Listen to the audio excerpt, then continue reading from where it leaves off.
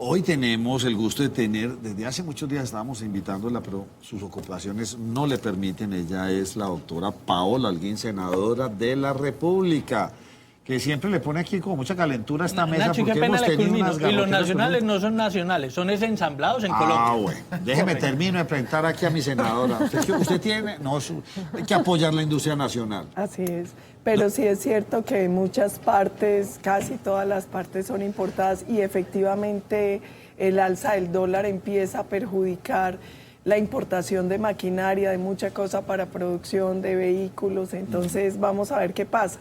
Y uno ahí entra también en una contradicción, el alto precio del dólar, pero el mercado negro, porque usted va a la casa de cambio, está muy por debajo de la tasa representativa.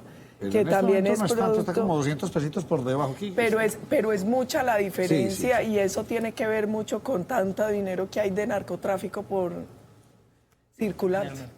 Claro que por estos días pues me echaban esa historia, lo que hablamos aquí en la mesa. De pronto el incremento del precio del dólar, dicen que hay cierta presión.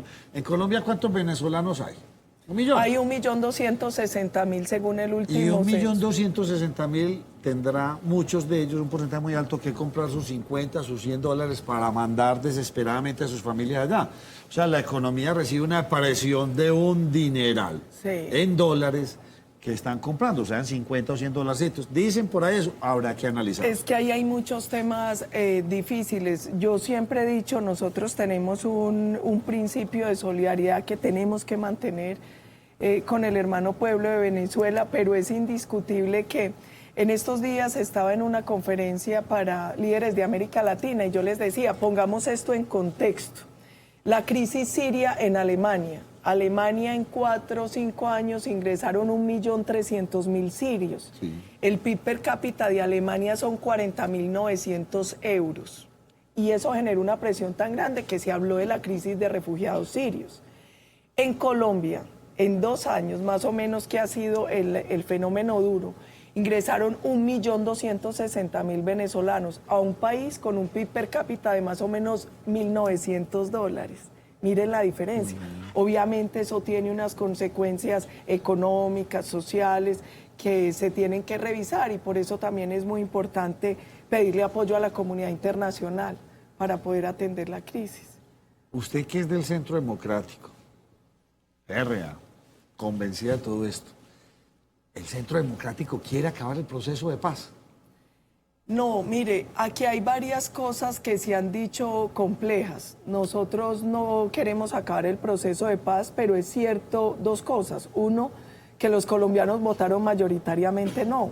Es que a uno eso no se le puede olvidar. Aquí se hizo un plebiscito. Además, no lo propuso el Centro Democrático. Fue un compromiso del gobierno Santos y de la FARC. En el documento de los Llanos de Yarí, la FARC decía que se implementaba el acuerdo solo si había refrendación popular. Y Santos prometió lo mismo, ese es un primer punto. Un segundo punto, la campaña de Iván Duque. Iván Duque dijo, ni risas ni trizas, vamos a hacer unas modificaciones al acuerdo, y él ganó. Entonces, nosotros no queremos acabar el proceso, pero sí creemos que se tienen que revisar algunos temas. Mire, se desmovilizaron más de 13.000 hombres. Hoy se calcula que solo quedan entre 4 y 5.000 en el proceso, los demás huyeron de las zonas veredales transitorias, eso lo dijo la propia ONU, dijo que más o menos el 50% ya no estaba. Tenemos un problema de incumplimientos.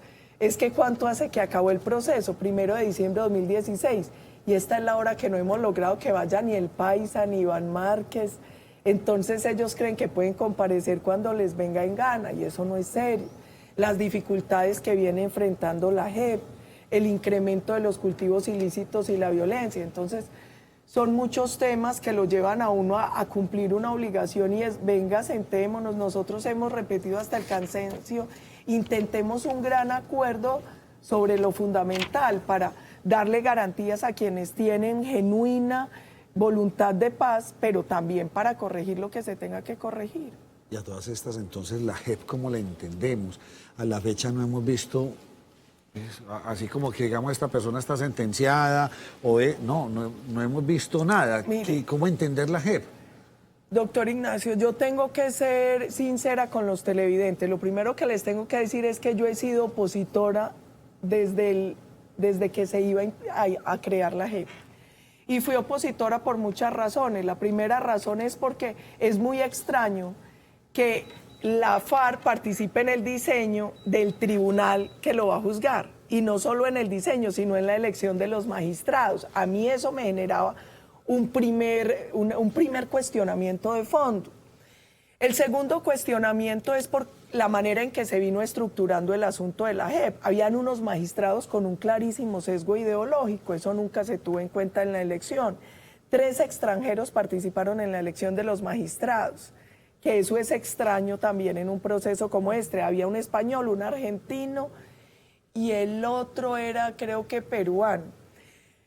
Otra dificultad, empieza la JEP y empiezan una serie de escándalos sobre sus funcionarios por corrupción, por obstrucción a la justicia, por favorecimiento a la FARC, que están siendo procesados por la Fiscalía. Y lo que usted señala que es lo más grave, al día de hoy no hay nada.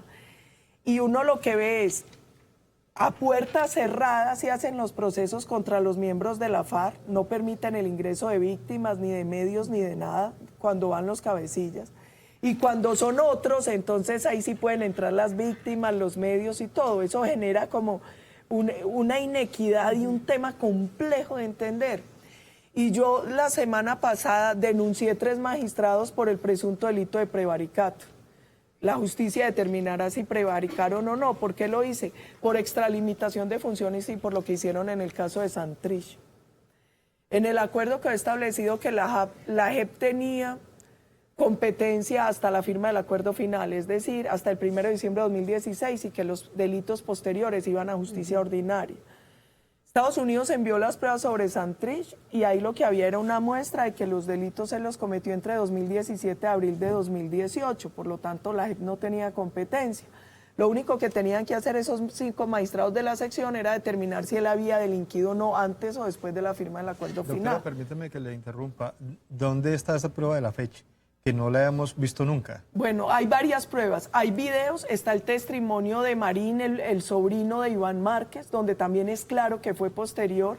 Y hay una serie de acervo probatorio. De hecho, es muy importante leer los 2 salvamentos de voto de los 2 magistrados, donde ellos dicen que claramente no se valoraron a fondo las pruebas, porque con las pruebas sí se podía determinar que el delito había sido posterior.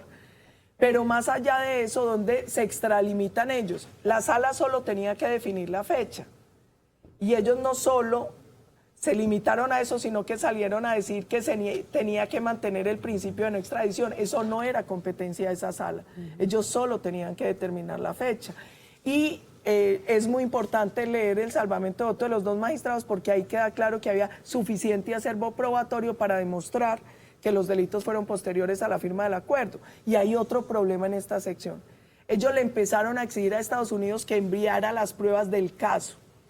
¿Y ahí qué problema hay? Los tratados de extradición son unos tratados de buena fe, donde se da entre 2 estados que confían en sus sistemas de justicia. Por lo tanto, uno lo que hace es como el tema casi que notarial, un tema de forma, cumplir unas formas para la extradición, pero las pruebas se controvierten en el tribunal del país requirente. Además, por una cosa simple, nadie puede ser juzgado 2 veces por el mismo delito. Si ellos enviaran todo el acervo probatorio y la JEP entrara a valorar el hecho en sí, entonces ya después igual no podría ser extraditado, porque a usted 2 veces no lo pueden juzgar por lo mismo. Entonces ahí hay como una trampa, ahí hay como una cosa extraña. Y yo creo que vamos a ver qué pasa con la denuncia. Igual yo la radiqué la semana pasada y eso hará parte pues como de todo este proceso también. Pero todo esto no está generando un enrarecimiento en este proceso en el que ya estamos metidos. Echarlo para atrás es bien complejo, sería muy difícil.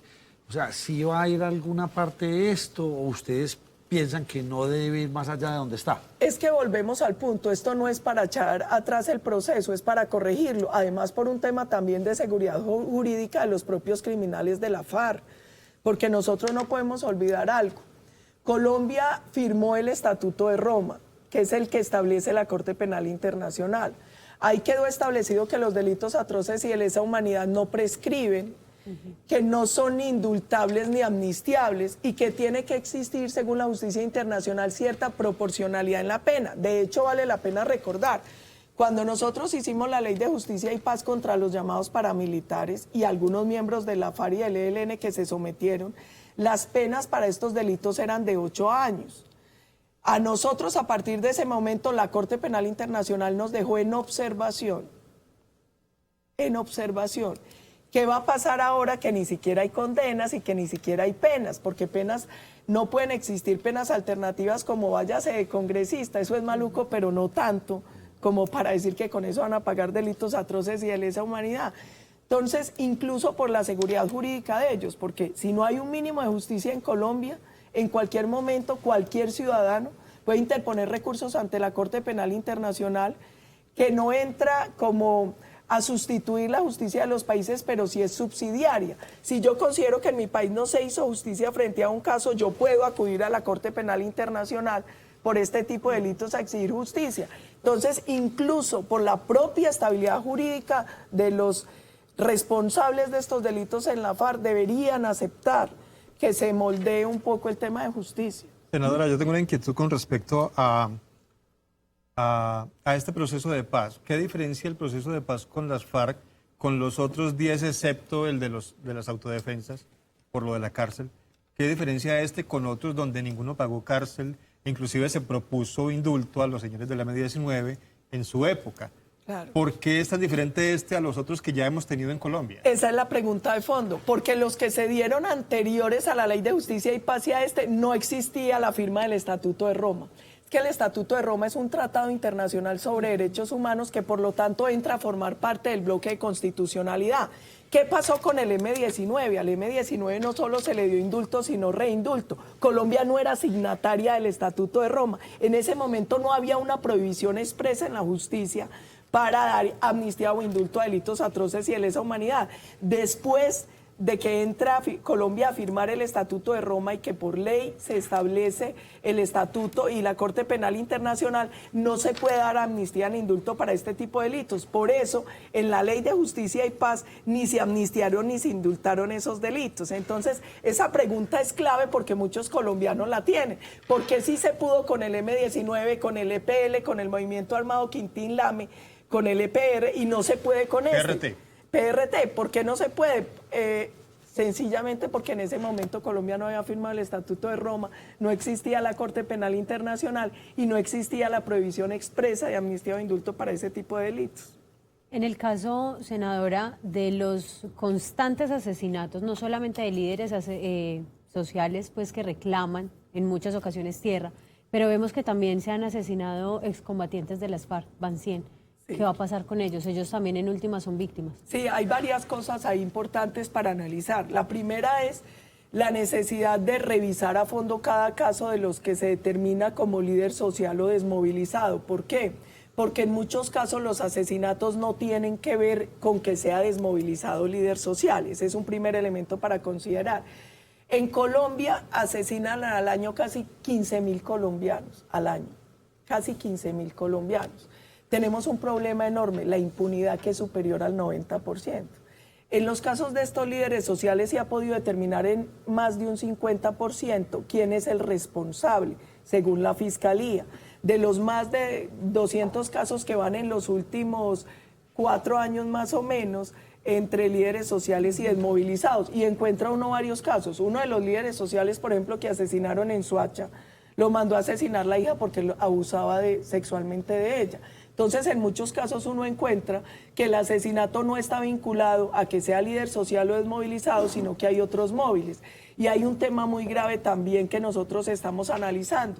Muchas de estas personas están siendo asesinadas en las zonas donde hay alta presencia de cultivos ilícitos y de combate entre estructuras criminales. De hecho, en el cuadro de los más buscados por asesinatos de líderes sociales, muchos pertenecen al Clan del Golfo y a otras estructuras criminales, a otras bandas criminales. Entonces, primero, cualquier asesinato tiene que ser repudiable. En Colombia no se puede justificar que asesinen a nadie, absolutamente a ningún colombiano, a nadie. 2, frente al tema de los líderes sociales, el gobierno ha sacado unos compromisos y unos protocolos y por eso vemos que incluso estas investigaciones avanzan mucho más y mucho más rápido que las demás. Aquí estamos hablando de que más del 50% ya hay procesos, ya hay determinados responsables y eso.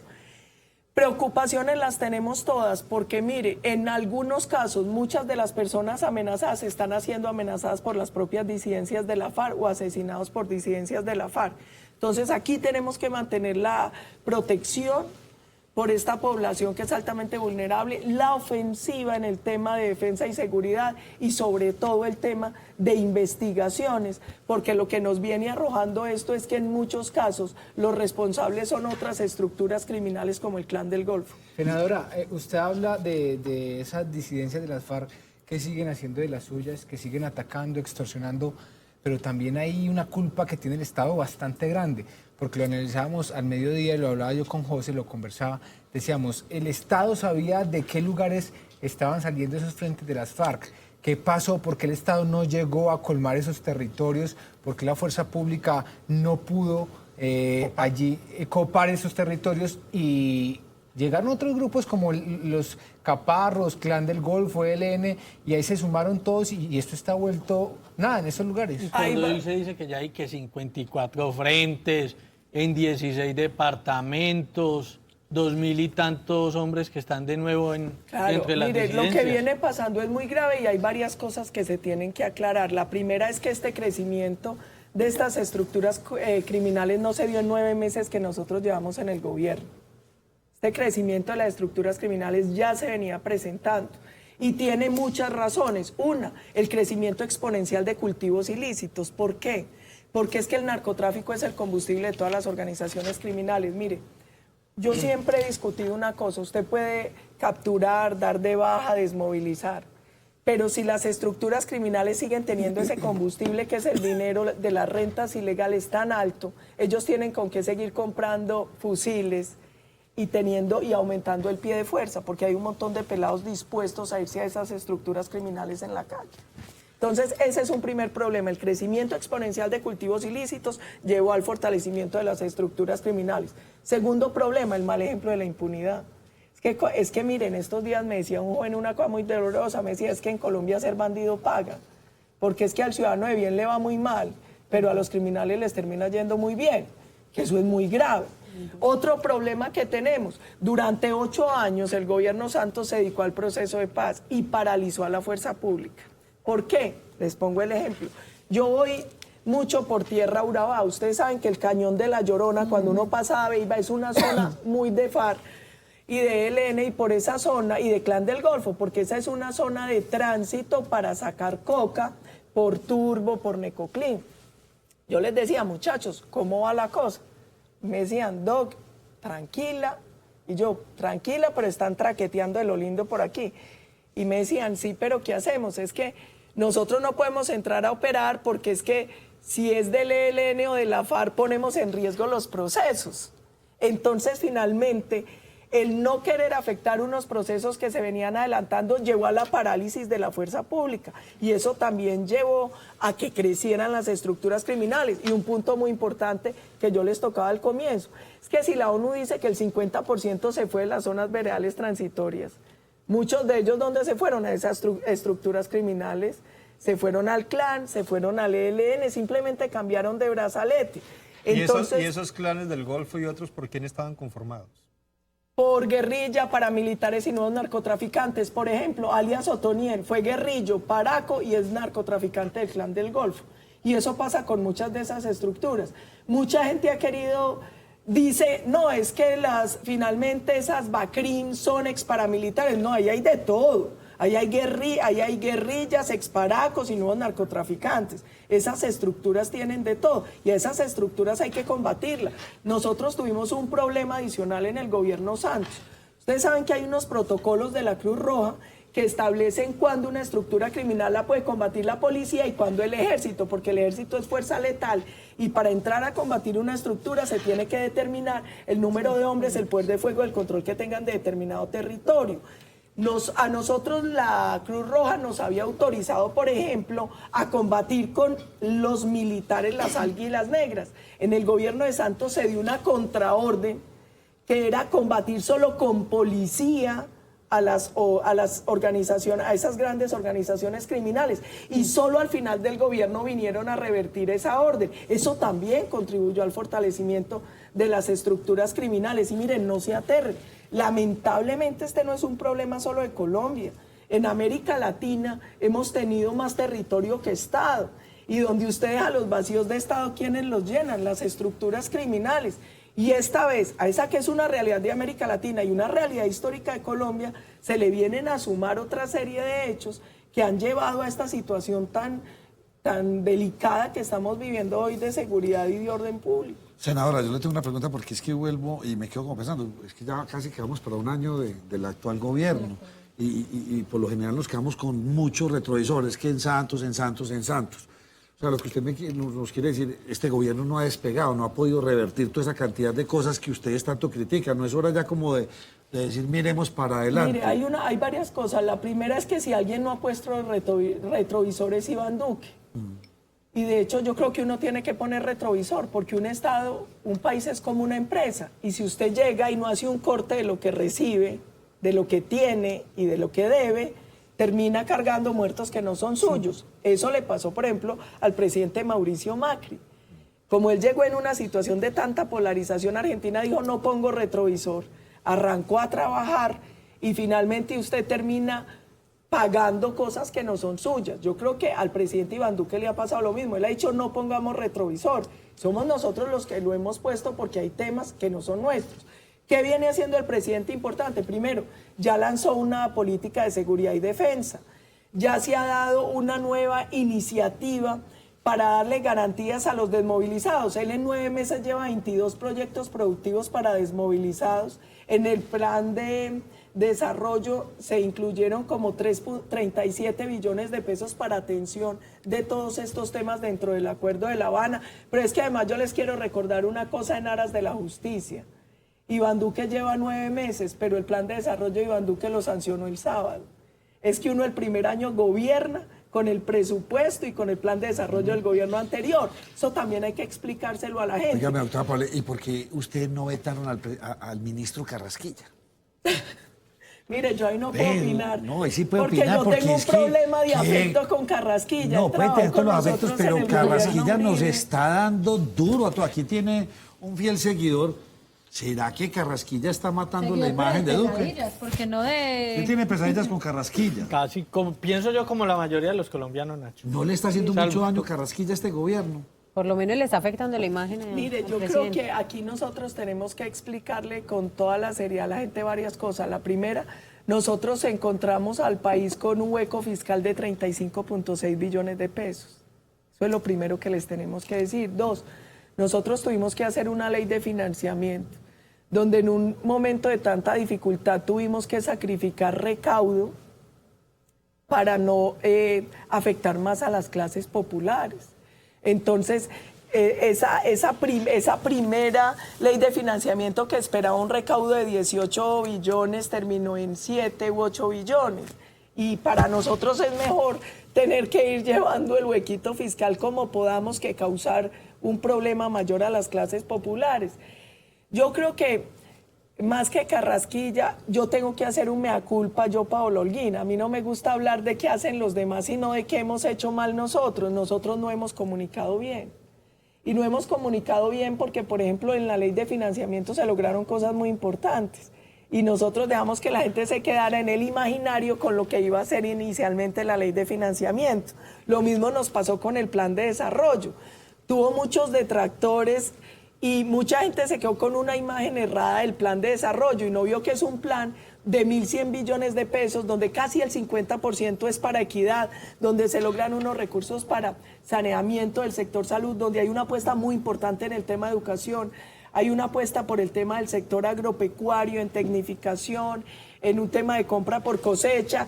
Entonces yo creo que aquí más que hablar de qué están haciendo bien o mal los otros, yo creo que yo tengo que hacerme la culpa, estamos haciendo muy mal el tema de comunicación. Y pues grave, sí, porque a nosotros nos echaron unas mentiras muy grandes. Que solo nos han contado lo malo y nada de lo Sí, bueno. no, y Sí, nos porque dijeron es que una qué cosa, dolor nos en dijeron el- que si se acababa y se firmaba este proceso de paz íbamos a tener una reducción en el PIB. Y íbamos a empezar a íbamos tener una crecer. cosa y seguimos sosteniendo el mismo ejército, la misma policía, o sea, son la más grande de América Latina y ahí nos íbamos a ahorrar una plata que iba a Pero servir para miren, invertirla en lo hay tantas- social. yo les digo, hay y varias seguimos cosas. todo, el todo es bolsillo de las culpa. personas comunes y corrientes como que iba a descansar y por Sí, el y contrario quedamos lo que todo, hicieron fue todo es afectarnos. santos, santos, resantos. Pero mire una cosa que es importante tener en cuenta y es la primera, la megalomanía con la que se vendió el proceso de paz. Es que yo he dicho, en Colombia tenemos que dejar de hablar de procesos de paz, porque cuando uno le dice a la gente proceso de paz, la gente que cree que al otro día vive como Heidi la niña de la pradera, y eso no es cierto. Estos son procesos de desmovilización de estructuras criminales, pero es que a usted el proceso con la FARC ni le acaba toda la FARC, ni le acaba con el ELN, ni le acaba con el Clan del Golfo, ni le acaba con los Pacheli, ni le acaba con las demás estructuras criminales. Entonces, yo creo que lo primero que tenemos que corregir es que en Colombia nos vienen vendiendo cada determinado periodo de cuento de ilusiones frente a procesos de paz, cuando en realidad en Colombia lo que sean son procesos de desmovilización de estructuras criminales. Dos, es que era muy fácil para Santos, porque la paz es un anhelo de todos, vender detrás de eso un engaño. Yo me acuerdo que Carrasquilla en algún momento, hace 4 años más o menos, hizo un análisis económico de lo que implicaba el acuerdo y de si crecía o no la economía, y él pudo demostrar que eso no tenía ningún impacto en el tema económico. Nosotros tenemos otro tipo de impactos en el tema económico. Por ejemplo, Colombia lamentablemente se volvió, yo no sé por qué, sin ser un país petrolero dependiente. El precio del petróleo sí afecta a Colombia, las reservas afectan a Colombia, la caída de un mercado como el de Venezuela afectó muchísimo a Colombia. O sea, hay una serie de factores que influyen en la economía. Pero usted me tocó a Carrasquilla, entonces él puso ahorro en pesos. Y lo que no estamos mirando es el ahorro en muertos. Después de una pausa, miramos, porque ese ahorro hay que contarlo. Y ahora los pueblos, también. las bombas, los cilindros. Y ahora bombas. le hablamos del ahorro en muertos para que haga una cosa bien interesante. El ahorro en muertos que yo pienso, pues uno ya en la noticia no lo ve. El ahorro en muertos no lo estamos viendo en Bello, por ejemplo, pero en muchos municipios. Pero que rebajaron. Pero ella tiene otra cifra. Pero Nacho, yo soy de los que pienso que ya el ahorro en muertos se iba a dar, porque es que ya el negocio no es combatir al Estado, sino exportar coca. Entonces, no importa, siguen bueno, señores, déjenme hacer la pausa, no se me que hagamos la pausa, ahorita vamos a hablar también de este cuento de la oposición y no será que ya es hora de que Uribe se retire a cuidar a los nietos para que este país no siga tan polarizado. Ya volvemos. Estos son los recomendados de Nos Cogió la Noche. Itagüí Me decía, no me vaya a dejar. Nosotros dijimos, consideramos y hemos visto que las tomas guerrilleras se redujeron a su máxima expresión, los cilindros bombas. Bueno, todo este asunto y esta delincuencia tan impresionante, porque sigo pensando que es delincuencia y no guerra, en la que está sumido el país. Pero usted me dice, no, ¿los muertos qué? Ah, sí, porque hablamos del ahorro de muertos. El homicidio se mide en cifras. ¿Cuántos muertos hay? Cuando nosotros llegamos al gobierno en 2002, Colombia tenía más de 28.000 muertes al año. Nosotros logramos una reducción de casi el 50% con Seguridad Democrática y cuando salimos del gobierno eran 15.000. Santos en 8 años lo bajó de 15.000 a 13.000. Entonces, si estamos hablando de muertos, la mejor política de paz es la Seguridad Democrática. Nosotros logramos una reducción de casi el 50% del homicidio, de más o menos el 90% de los secuestros. Nosotros recibimos el país con casi 3.000 secuestros al año y lo dejamos con 2.200, lo dejamos con 228 secuestros al año. Entonces, cuando a mí me dicen, venga, hablemos de ahorro, cuando uno mide los delitos de mayor impacto, se da cuenta que la mejor política de paz y la que más muertos y sangre le ahorra al país es la Seguridad Democrática y no el proceso de La Habana.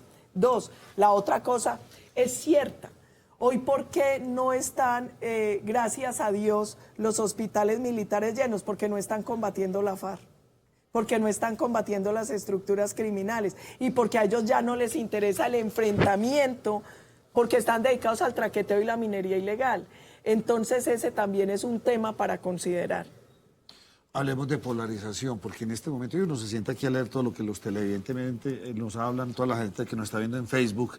Y entonces terminamos en una cosa en que entonces ya, o sea, todo lo que tenga que ver con gobierno, Centro Democrático, Uribe, son paramilitares, falsos positivos, o sea, los que están generando la gran crisis de este país son ustedes, y cuando lo miran ustedes se vuelven para el otro lado. La FARC, entonces ya nos olvidamos de toda esa historia de sangre, de muertos, de tomas, o sea, el pueblo está metido en una polarización que no entiende desde lo político. Ahí hay varias cosas. La primera es, yo les decía, es muy bueno ver alguna intervención que hizo el profesor Carlos Gaviria, que en paz descanse, y una intervención que hizo el profesor Jaime Jaramillo Paneso, los dos en líneas ideológicas diferentes, pero decían lo mismo, y es, en las democracias fuertes nadie le tiene miedo a la polarización, porque la polarización enriquece y ayuda a las democracias. Cuando el debate se hace con argumentos, con respeto, miedo hay que tenerle al unanimismo, a pretender que todos piensen igual, porque ahí no hay democracia.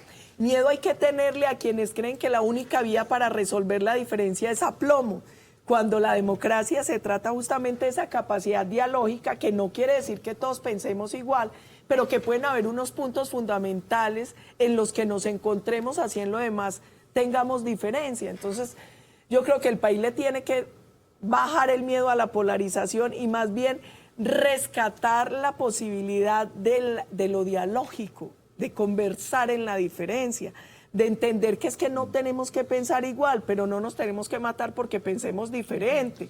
Porque hoy el problema es que dejamos de lado los argumentos y el único argumento es el insulto. Entonces, si no piensa como yo es tal por cual y tal, no, bajémosle, dialoguemos, debatamos. Senadora, yo tengo una inquietud frente a lo que usted está diciendo. ¿Por qué no dan el ejemplo en el Congreso entonces? De cualquier partido. ¿Por qué uno ve esos espectáculos bochornosos donde bandido usted, bandido allá, sicario usted, paraco allá, y esos son las personas que nos representan a nosotros en el Congreso? Y entonces, ¿cómo no va a haber polarización si uno ve eso, que lo transmiten por televisión, y en vez de debates, en vez de ideas, ofensas, insultos, de parte y parte? Hay varias cosas. La primera es, los congresistas que estamos sentados allá no somos ángeles. Somos el reflejo del pueblo que nos eligió. Porque nadie llegó ahí por obra y gracia del Espíritu Santo. Todos llegamos ahí, nos sentamos ahí con votos de colombianos que están allá. Y si votó por mí es porque piensa más o menos parecido a mí. Bueno, algunos porque les compraron el voto, pero muchos porque tienen afinidad y piensan. Lamentablemente muchas veces nosotros no logramos estar a la altura de la dignidad que representamos. Porque nosotros sí estamos llamados a dar un mejor ejemplo. Y uno llega al Congreso y se da cuenta que hay demasiado ruido, que no nos escuchamos en las intervenciones, que muchas veces es el insulto.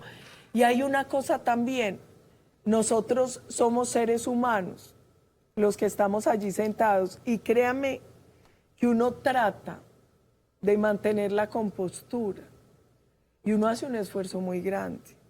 Pero es que ustedes no ven ni la mitad de los insultos que uno se gana. Y no la queremos ver, les aseguro. Estando, y yo no quiero que las vean tampoco. Pero lo que yo les digo es, nosotros somos seres humanos y créanme que nosotros tratamos de mantener la compostura y de dar ejemplo. Pero en nuestra condición humana nos hemos equivocado. Uno tiene que reconocer que a ratos uno no aguanta igual, porque es todos los días el mismo sonsonete, paraca, no sé qué. Mire, yo jamás he pertenecido a ninguna estructura criminal. Yo jamás he asesinado a nadie, yo jamás he puesto una bomba, yo jamás he robado a nadie. Y cada 8 días tengo que aguantarme, que me griten paraca, que no sé qué. ¿Y cómo se aguanta? Los integrantes de la FARC, los integrantes de la oposición. Es más, yo tengo que presentarme a una audiencia el miércoles, porque Victoria Sanguino y alias Tornillo me denunciaron porque yo puse unos cartelitos con la foto de ellos y las denuncias de la Corporación Rosa Blanca, y me denunciaron por afectarles el buen nombre. Senadora, Y el buen ¿no nombre será? suyo, por ejemplo. No, a ese porque sí no le entonces importa a nadie. que la familia, que sus parientes, que su papá, que dónde viene usted. Bueno, mire, qué bueno tío. que usted me hace esa pregunta también por varias cosas. Ahí uno se da cuenta que el problema de Colombia no es que le choquen los bandidos, sino que le chocan las personas. Entonces, por ejemplo, se la montaron a mi papá.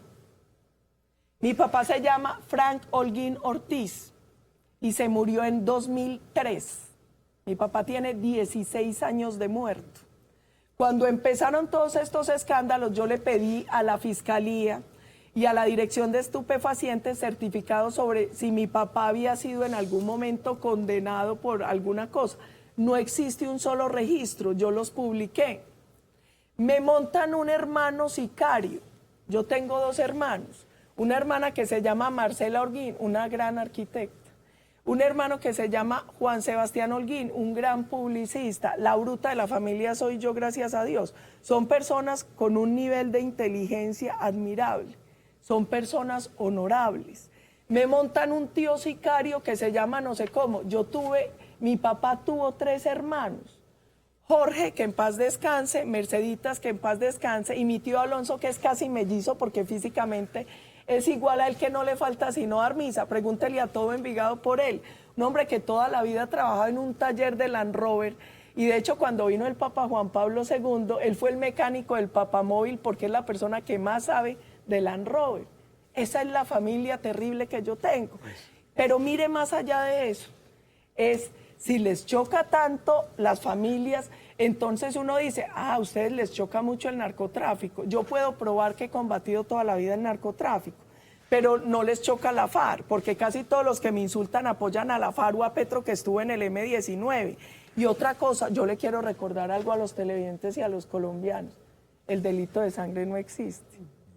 Nadie tiene que responder por nada que haya hecho un hermano, un primo, un papá, un abuelo. Lo que pasa es que aquí lo que se pone de moda es difamar, calumniar y acabarle a uno con la familia y acabarle a uno con Esa el es la nombre. posición maluca en la que estamos. porque Muy ya se maluca, de pero yo difamación, también les digo una cosita, vea, yo tengo cuero de cocodrilo, yo empecé a hacer política a los 4 años y tengo 45, entonces uno en 41 ya coge mucho cacho.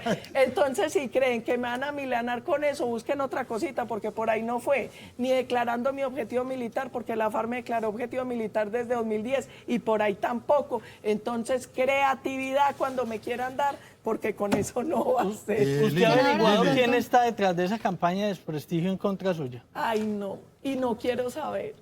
¿Sabe Y por vuelven e qué? insisten, papá y mamá Claro. y hermanos Y traquetos. sabe- y no, la y gente sabe, es loca. y sabe por qué no lo quiero hacer.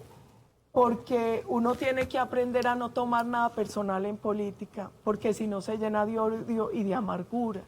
Entonces, yo no quiero saber, pero a los que son, yo sí los invito a que vayan y pidan los certificados en los entes de control y que recuerden que mi papá lleva 16 años muerto, entonces creo que poco daño le pueden hacer con esos ataques. Liliana, por favor. Senadora, de pronto uno en la actualidad cuando analiza el gobierno del presidente Iván Duque, de pronto la gente lo que más reclama es esa unidad que se prometió en campaña, de unir todas las fuerzas, tanto políticas, la ciudadanía, la academia y demás, que de pronto es algo que la gente no ha visto. Sin duda ahorita lo mencionamos, un tema de polarización y demás. Pero ¿por qué o qué se va a hacer para que este gobierno despegue con las fuerzas políticas? Mire, Porque es yo que le si las digo fuerzas una políticas no cosa. se unen, no estamos en nada. Yo le digo una cosa, yo creo que Iván ha hecho unos esfuerzos sobrehumanos. Unos esfuerzos, y los hemos hecho. Le pongo un ejemplo, plebiscito. Bajaron el umbral, financiaron el sí, nos atacaron y nos dijeron que iba a venir la guerra, que éramos los amigos de la guerra, los enemigos de la paz. Con todo eso ganó el no. Y nosotros nos fuimos arrogantes a decir esto se acabó. Nos fuimos donde Santos, dizque a renegociar. Y él nos volvió a hacer trampa porque nos dijo, renegociamos, les mostramos el segundo acuerdo y lo debatimos. Y llamó al presidente Uribe en Río Negro a notificarlo. Y le dice el presidente, le dice, este es el nuevo acuerdo. Y le dice el presidente, bueno, presidente Santos, nosotros lo vamos a estudiar, a ver si incluye. Y dijo, no, lo que le vengo a decir es que es este y lo vamos a firmar en el Teatro Colón. Nosotros, la consulta anticorrupción perdió, no lograron el umbral exigido. ¿Y qué hizo Iván Duque? Inmediatamente los llamó a Palacio y metió proyectos de ley y acto legislativo para que se dieran los cambios que ellos querían. Hola. Algunos de ellos. No, de hecho, el que tenía Angélica Lozada se votó y se aprobó para las Lozada. declaraciones de renta y eso, y muchos Por ejemplo, ahí hay van. uno que está aplazado porque van a esperar que llegue el fiscal. El Nuevo, fiscal. por ejemplo. ¿Hay uno de qué? ¿Cuál proyecto de ley? Uno de los proyectos de anticorrupción el que presentó el fiscal.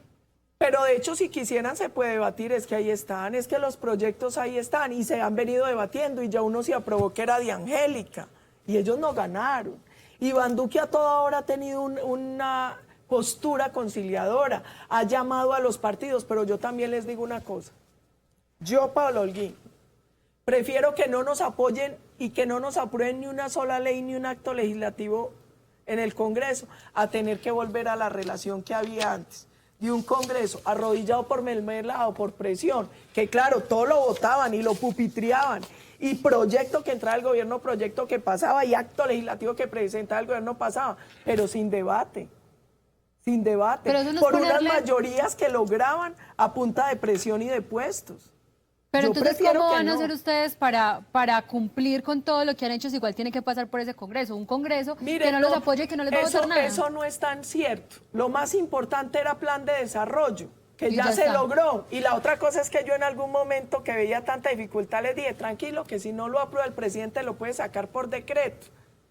Era muy importante la ley de financiamiento, ya pasó. Hombre, Iván Duque ha tenido una postura sumamente conciliadora, ha llamado a todas las fuerzas, ha intentado. Pero la otra cosa es que el Congreso también tiene que bajarle a la arrogancia y tiene que dejar de estar pensando en los intereses partidistas, en temas electoreros y pensar un poquito en país. Es que cada uno de los que está sentado allá representa a miles de colombianos que están del otro lado y que votaron y que están necesitando soluciones para salud, para educación, para vías terciarias. Pero yo les digo honestamente, volver a un Congreso que todo lo aprobaba, pero porque estaba comprado o porque estaba temeroso, yo prefiero que no aprueben nada y que hagamos lo que podamos con un debate. Doctora Paola, ¿será que ya le llegó el tiempo al expresidente Uribe? ¿Será que está polarizando el país hacia otro lado? Vea, yo le ¿No digo será una que ya es cosa. hora que se vaya con los nietos y Yo le- retiro? Lo hacen todos los presidentes. Yo le digo una cosa con todo respeto, Nacho. Yo quiero mucho al presidente Uribe. Yo no le puedo decir Nacho, usted, doctor Ignacio.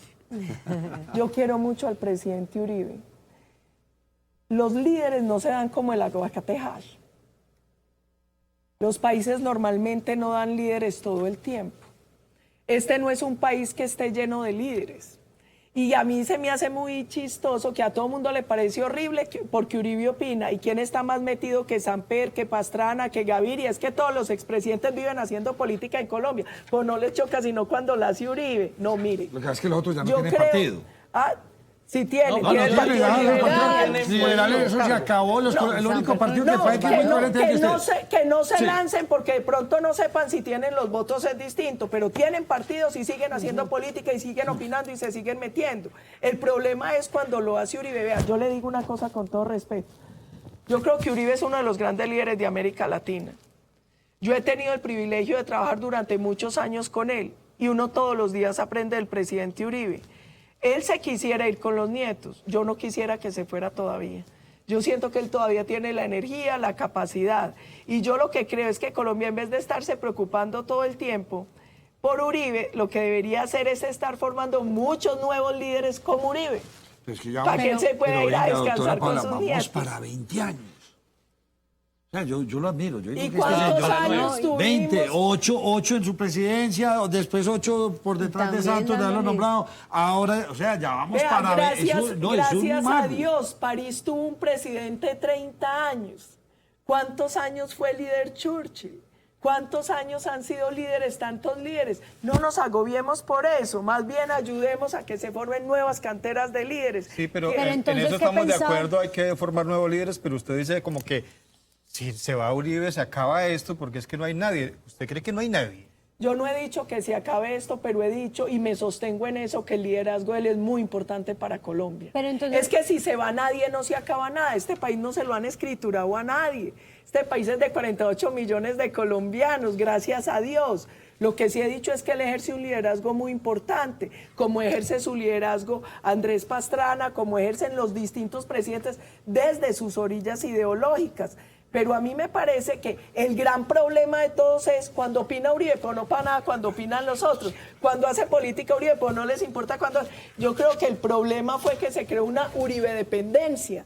Y hay gente que cree que es que todos los males y todos los análisis tienen que ser por... No, Uribe tiene un gran liderazgo y yo creo que es muy importante Bueno, para el entonces país. la voy a y que el dejar, país lo la voy a dejar de necesita. Uribe. ¿Qué piensa usted de Petro?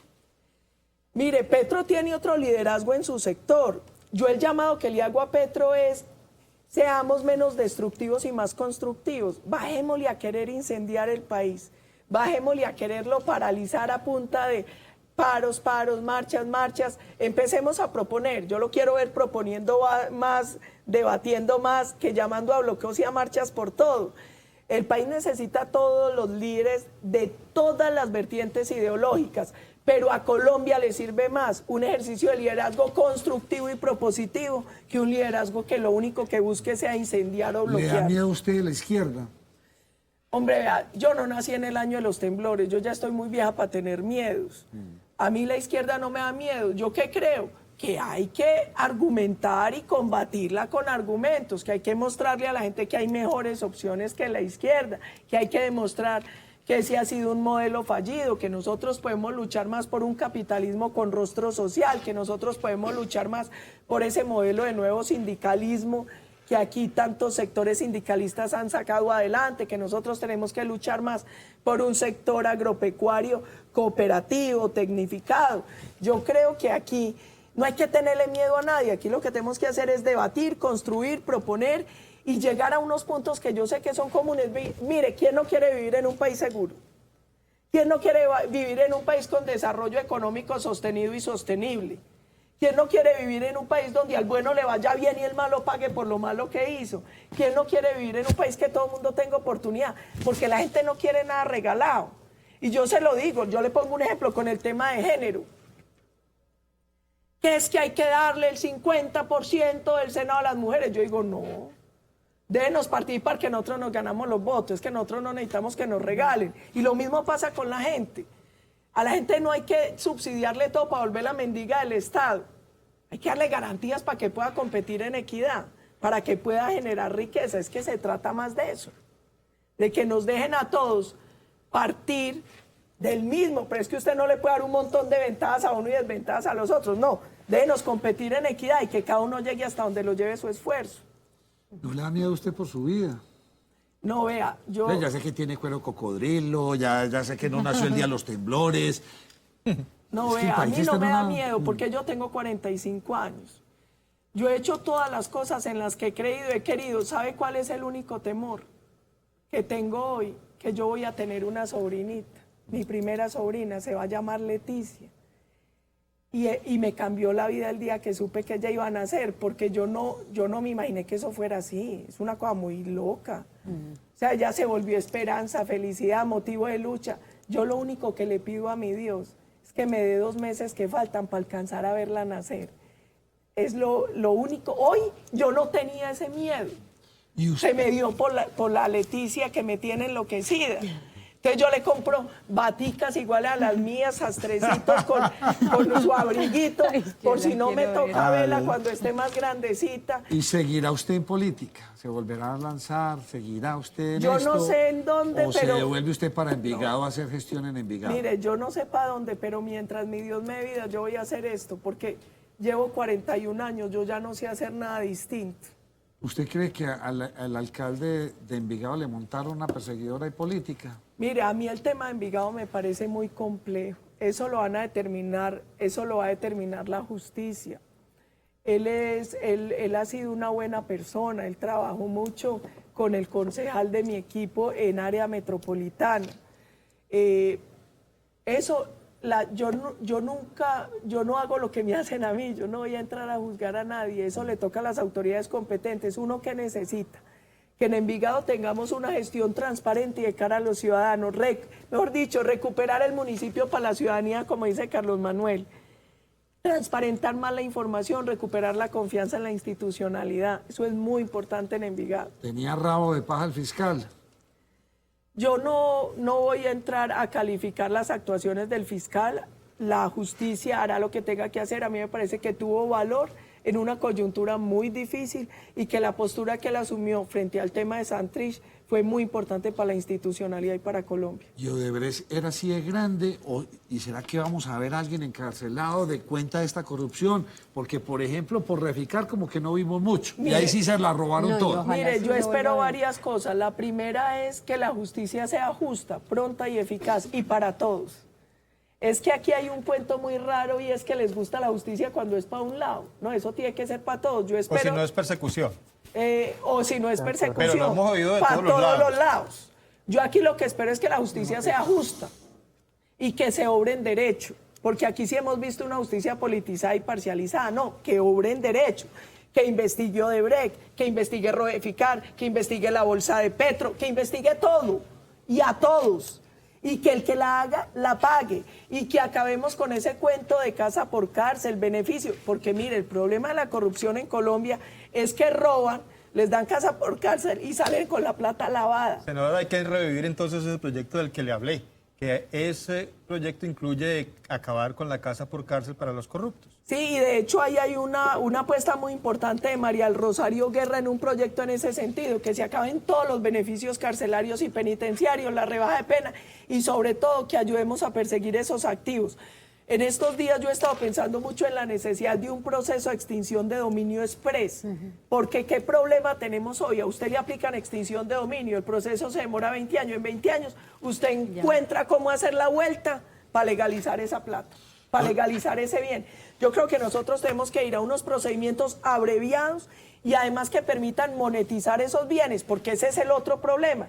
Usted empieza a tener unos bienes que es súper costoso mantenerlos y eso termina, en vez de convertirse en un beneficio, en un costo y una carga para el Estado. Entonces, un mecanismo tenemos que buscar de extinción de dominio express que nos permita quitarle la plata a los traquetos, narcotráfico, secuestro, corrupción, o sea, todo el que no pueda explicar cómo obtuvo su bien lícitamente, quitárselo, pero además poder monetizar rápidamente esos bienes, porque si no, créanme que eso se vuelve un foco de corrupción. Ay, doctora Pablo, tenemos que ir rapidito porque ya estamos cansados de escuchar esta historia, de estar diagnosticados y que nada, ¿y está en manos de quién? De usted. Ayúdenos, un llamadito al Congreso para que nos ayude. Extinción de dominio express con un proceso abreviado y además a poder monetizar esos bienes. ¿Será que al Congreso le camina eso? Pues Porque no le camina. Vea, hay una ventaja. Yo aprendí a hacer política a punta de suela, saliva y saludo. Entonces voy a hacer una intentona en el Congreso el 20 de julio y si no me funciona me voy para la calle por firmas. Yo no salgo de la calle.